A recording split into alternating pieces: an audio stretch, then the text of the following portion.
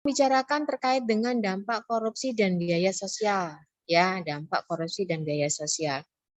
Jadi, maaf Ibu, PPT-nya belum terlihat. iya ini nggak gerak memang. Ini nggak gerak, di saya juga nggak gerak, Nak. Ini ngehang. Dari tadi saya juga menyiapkan ini ngehang terus nih. Bentar ya. Yang kita bicarakan hari ini adalah terkait dengan dampak korupsi dari segi ekonomi, pelayanan kesehatan, serta sosial dan kemiskinan. Bergerak enggak?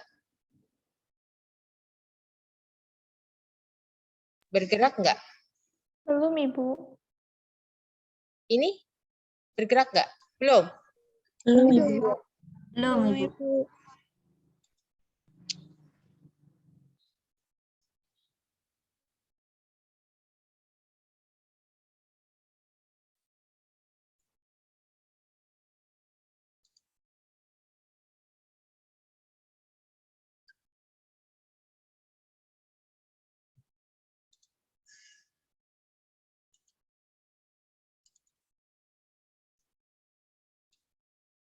Ya. Kita ke dampak ekonomi, ya. Terlihat enggak gambarnya? Korbannya terlihat ya? Iya. Oke. Ya, untuk dampak ekonomi sendiri ini ya otomatis kalau ini lambat laun ini akan merusak sendi-sendi perekonomian negara. Ya, mengapa saya katakan perekonomian negara ini terkena imbasnya? Ya, sendi-sendinya terkena semua.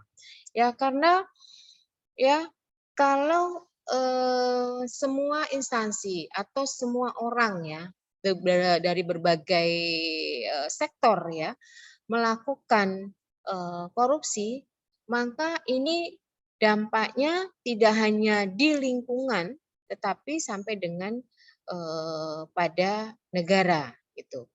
Ya, kemudian memperlemah investasi dan pertumbuhan ekonomi. Ya, orang luar negeri, ya mengapa saya katakan seperti ini?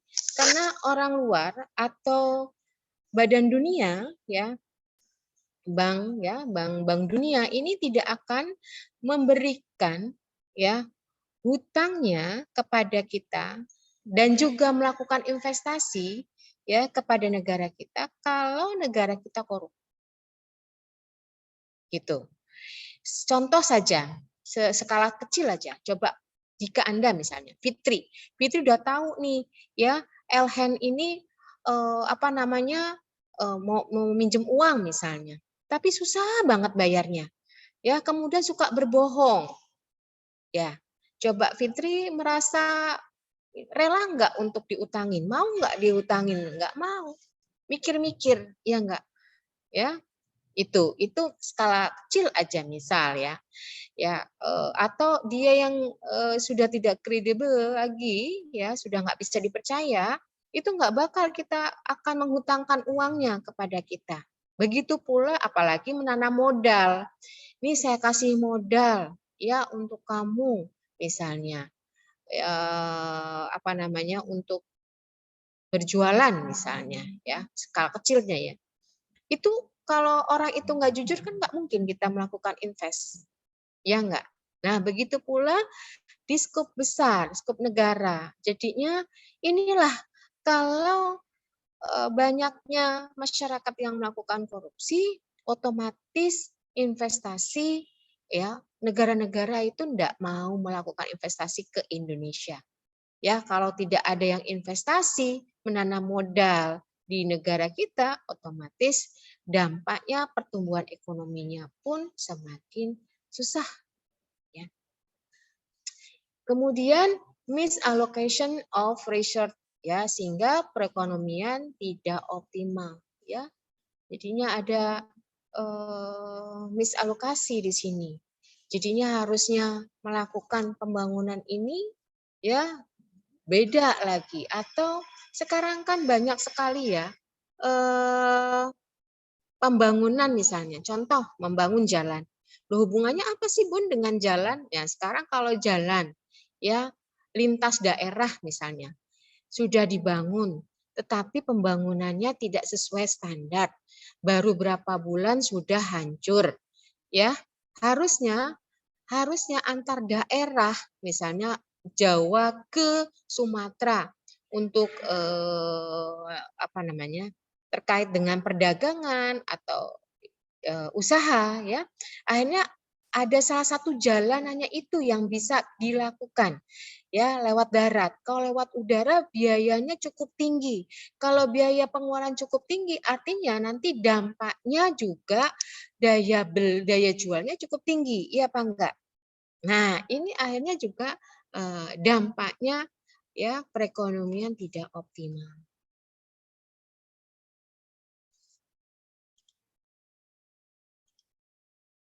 Ya, saya enggak slideshow, masalahnya nanti macet ya. Kemudian dampak ekonomi yang lainnya apa? Rendahnya kualitas barang dan jasa bagi publik. Sekarang kita maunya yang murah, ya apa enggak? Udah biasa ya, mintanya yang murah, tapi juga kualitas yang bagus. Ya aneh namanya, rugi nanti pengusahanya, ya enggak? Itu kita yang beli. Ya, tetapi kalau yang penjual, yang pengusahanya, bagaimana mendapatkan laba yang cukup banyak, ya kan? Tanpa pengeluarannya pengeluaran bisa ditekan, gitu. Akhirnya apa? Akhirnya kualitasnya yang dikurangi, gitu. Ya, jadinya rendahnya kualitas barang dan jasa bagi publik. Nah, jasa bagi publik apa? Ya itu tadi, di Indonesia itu ya semua sudah secara UMR ya UMR. Setiap daerah itu berbeda-beda. Tergantung daerah itu bisa menopang atau memberikan gaji. Ya, Jakarta dengan kita yang ada di Jawa Tengah itu akan berbeda. Iya apa enggak? Nah, itu jadinya kalau ini ekonomi tidak korupsi tidak diatasi, dampak ekonomi artinya terkait dengan rendahnya kualitas barang dan jasa publik juga akan terasa. Penurunan produktivitas. Nah, sekarang gini. Kalau kita gajinya sedikit ya, bisa nggak sih diharapkan jadi produktivitas tinggi? Ya, produktivitas itu kan juga jadi kayak lingkaran setan gitu ya. Itu diperlukan apa sih kita biar produktivitasnya tinggi? Ya paling tidak kita makanannya cukup mencukupi, nutrisinya, ya enggak? Seseorang kalau nutrisinya kurang, mudah apa? Mudah ngantuk. Ya, karena dia anemia. Ya kan? Letih, lesu, lelah, lemah. Lah 5L. Gimana mau kerja kalau 5L?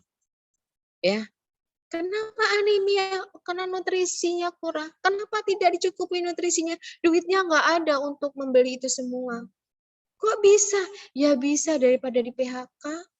Ya, lebih baik dah sebisanya perusahaan uang. Akhirnya seperti itu. Iya apa enggak?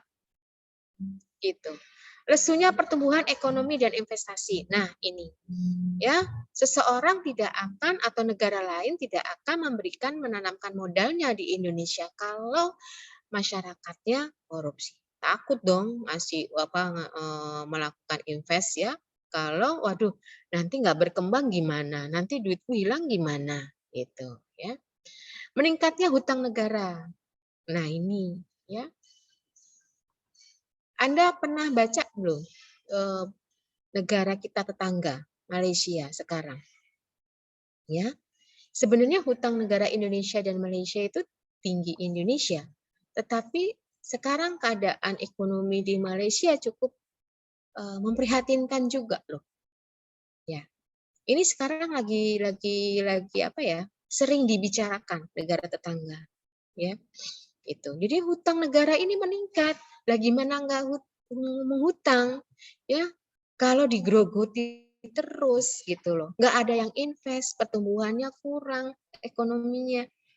Ya, apalagi sekarang adanya COVID, dibatasi ruang gerak usaha. Ya apa enggak? Gitu. Dulu dia jualan sebagai PKL gitu ya, membuka lapak-lapak. Ya sekarang kan nggak ada belanja di luar sekarang ya, nggak boleh keluar, dibatasi. Ya sekarang online shop ya yang lagi marak, semua belinya lewat online gitu. Tapi kan tidak semua mempunyai aplikasi online, ya Panda. Gitu. Kalaupun ada aplikasi online juga nggak bisa semuanya bisa beli, ya. Kayak saya cuma lihat-lihat doang ya. Kalau di Shopee, ya oh ini bagus bagus gitu ya. Diklik aja disimpan terus ya, tapi nggak dibeli-beli. Gitu. Mungkin sama ya kayak Gina ya Gin. Wah ini bajunya bagus nih, lagi diskon gitu ya. Di mallnya itu kan ada kan ya. Wah ini sepatunya bagus. Dikliki semua disimpenin ya. Nunggu duitnya kapan ada duitnya. Susah juga mau bilang sama orang tua ya. Mah ini ada pengeluaran untuk apa? Untuk fotokopi. Waduh, sekarang kan nggak ada fotokopi ya, serba lewatnya share WA, share email ya, materi itu sudah dikasih gitu, nggak perlu lagi kayak dulu lagi beli buku dan sebagainya ya. Aduh mau bilang apa ya gitu ya. Maaf ya Gina ya, enggak, kok Gina mah enggak kayak gitu ya.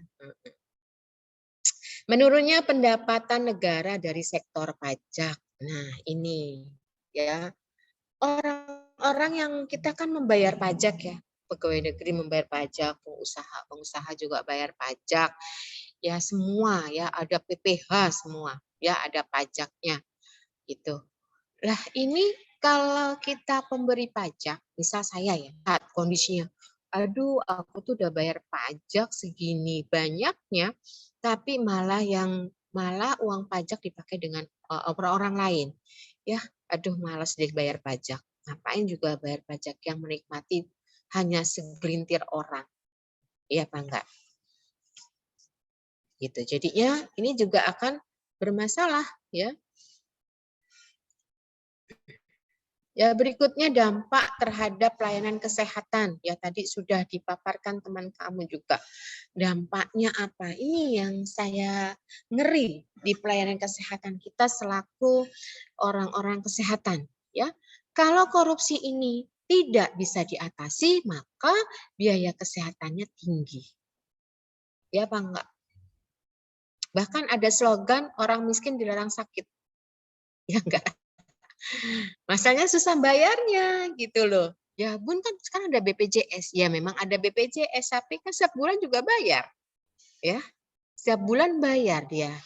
Misal dia mau yang apa namanya sebulan berapa? Ada yang 35.000, ada yang 50.000, ada yang 60.000 satu orang. Sekarang dia orangnya ada 5, ya anak 3, suami 1, istri 1, 2, 5. 5 kali 60 sudah berapa? Udah 350. Hanya untuk asuransi. Baru 1, belum nanti yang lainnya, belum hutangnya dan sebagainya. Untuk biaya makan, ya. Berikutnya tingkat kesehatan masih buruk. Ya, sekarang tuh banyak banget anak-anak balita yang kekurangan gizi. Apalagi sekarang ya adanya COVID, negara ini berputar otak ya, mutar otak nih gimana ini, ya karena waktu perencanaan anggaran itu enggak ada biaya COVID, ya apa enggak? Akhirnya ngambil dari dana-dana lain, biaya lain. Nah ini dampaknya ke kesehatan ya yang masih buruk.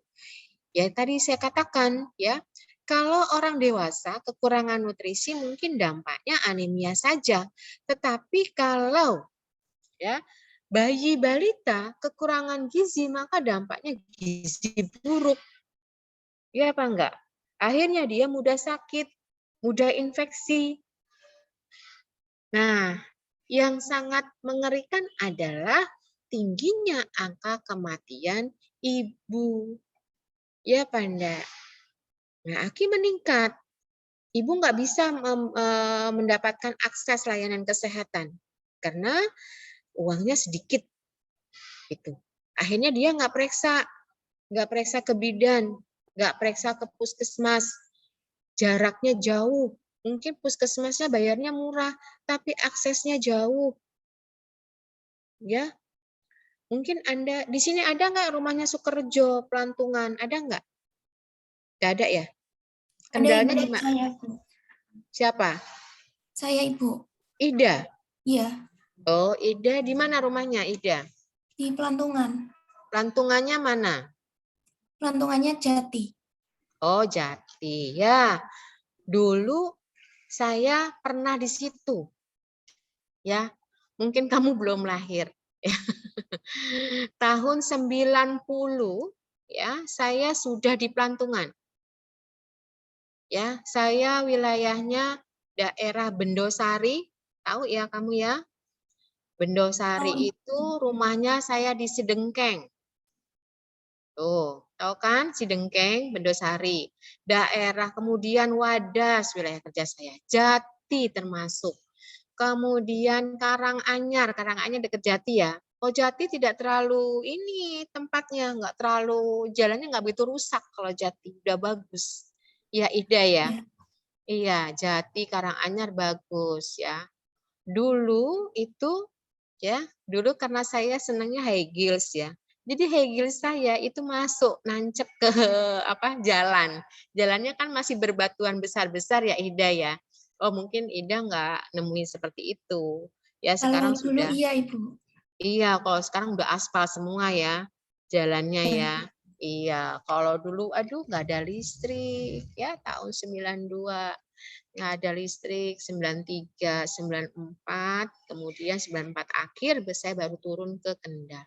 Saya dari Jakarta dulu. Jadi saya sempat ini kok ada ya daerah seperti ini gitu loh di Indonesia. Luar biasa gitu loh. Ya. Jadi kalau saya dulu mandi ya, mandi itu di sungai, di Tuk namanya.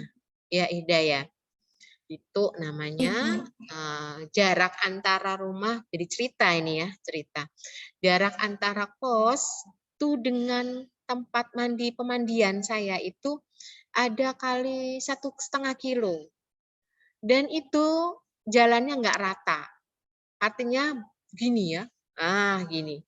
Jadi sekali naik, naik banget. Makanya namanya si dengkeng-dengkengan gitu. Mungkin loh ya. Saking naik terus dengkengan. Nah sekarang kalau turun, aduh lurut kayak. Ya. Nah kemudian saya tuh sering dulu karena angkutannya itu adalah ojek, ya ojeknya yang kendaraannya itu tanpa nomor, jadi bunyinya itu cukup berisik, ya prek prek prek prek prek prek prek prek prek prek gitu ya, seperti itu motornya suaranya. Nah itu saya jatuh, saya sempat berkali-kali jatuh. Dan sekarang imbasnya saat ini, tulang belakang saya trouble masalah. Dan kemarin habis melakukan tindakan, saya operasi untuk tulang belakang. Ya, sempat nggak bisa jalan jadinya, gitu. Nah itu ya, itu zaman dulu ya, zaman dulu pun sudah banyak korupsi gitu ya. Sekarang udah ditangani semua ya, orde baru ya, orde lama, orde baru saya ikut semua ya, orde baru, orde lama, orde baru, reformasi dan sekarang ya, gitu. Ya itu tadi. Kalau aksesnya ini jauh ke layanan kesehatan, ibu itu tidak bisa melakukan pemeriksaan kehamilan dengan baik. Jadi nggak tahu ini ibu sudah mengarah ke patologis. Akhirnya toto dia melahirkan dengan perdarahan, tidak bisa tertolong, ya akhirnya kematian. Nah inilah ya, jadinya angka kematian ibu hamil dan ibu nifas ini cukup tinggi ya saat ini. Gitu.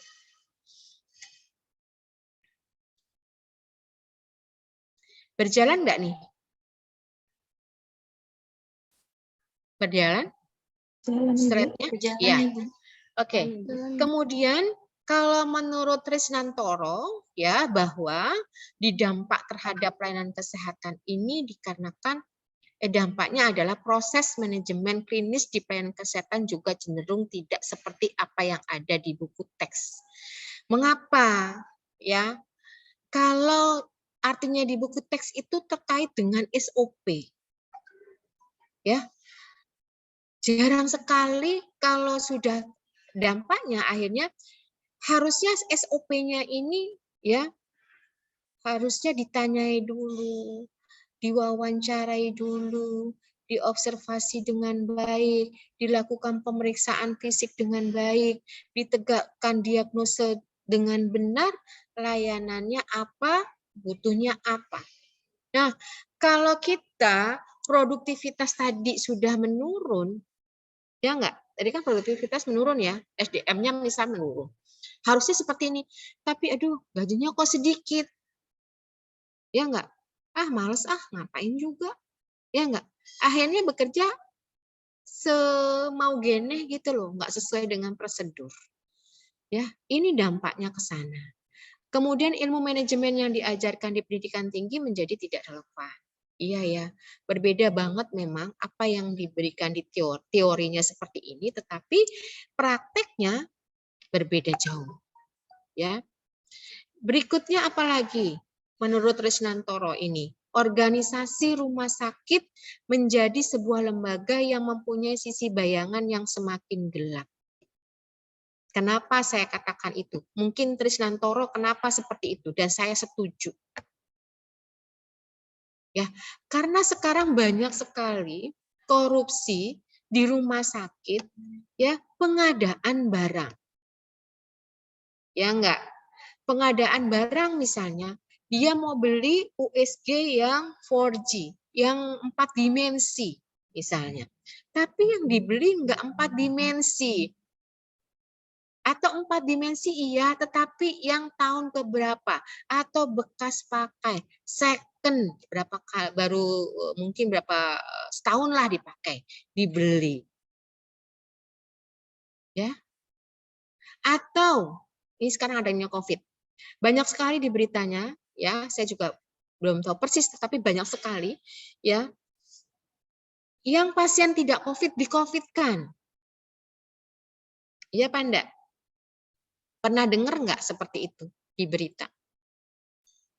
Di-Covid-kan sehingga mendapatkan dana. Karena dana Covid kan satu orang berapa juta gitu ya. Berapa ratus juta malahan. Ya. Ngeri kok biaya Covid satu orang. Ya. Dulu ya itu. Jadi sampai petugas kesehatannya juga dapat uang juga. Kalau dia kan 3 bulan nggak boleh bertemu dengan keluarga. Ya hanya di rumah sakit ya. Gajinya luar biasa banyak loh ya itu. Nah ini akhirnya sisi gelapnya ke sana. Nah, berikutnya adalah terkait dengan struktur organisasi di sini direktur yang diangkat karena kolusif ya. Kolusi bagi-bagi duit ya.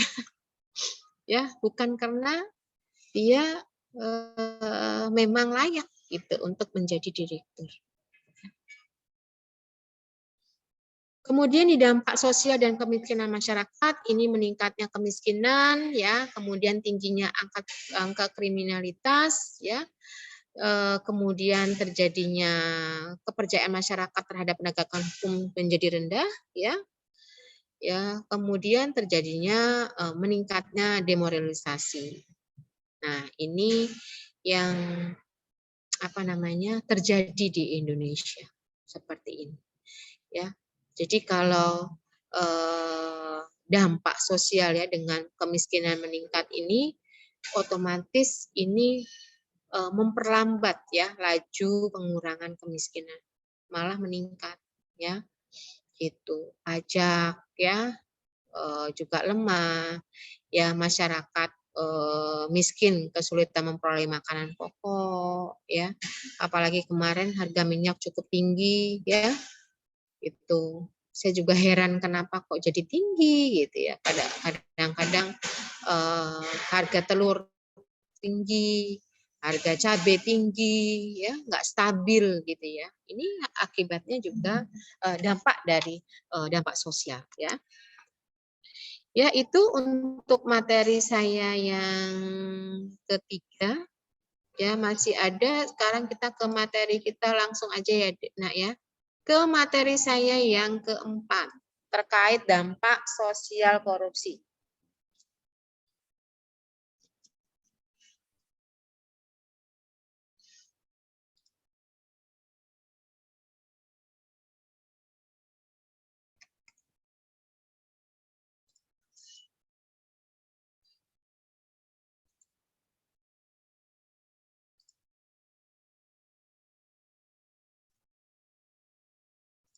Ya. Ke dampak sosial korupsi. Waduh. Ini gambar apa ya? Gambar apa ini?